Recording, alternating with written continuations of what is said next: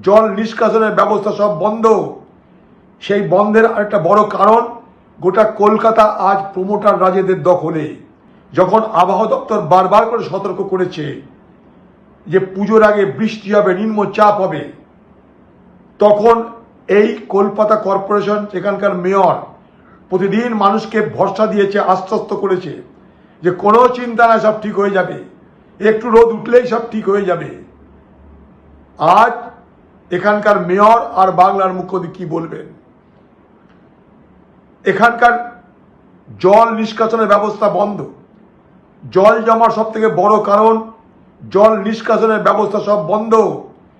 সেই বন্ধের একটা বড় কারণ, গোটা কলকাতা আজ প্রমোটার রাজেদের দখলে। কলকাতায় প্রমোটার রাজ তৃণমূলের আশ্রয়ে আজ সর্বত্র ফলে ফুলে প্রস্ফুটিত। সেই প্রমোটার রাজের দৌলতে কলকাতা থেকে জল নিষ্কাশনের সব পথ বন্ধ হয়ে গেছে। সব পথ বন্ধ। কলকাতা শুধুমাত্র কনক্রিটের জঙ্গলে রূপান্তরিত হয়েছে। মানুষের পরিষেবা সব বন্ধ। তাই দেখে যান বাংলার মানুষ এই বাংলার মুখ্যমন্ত্রীর উন্নয়নের চেহারা।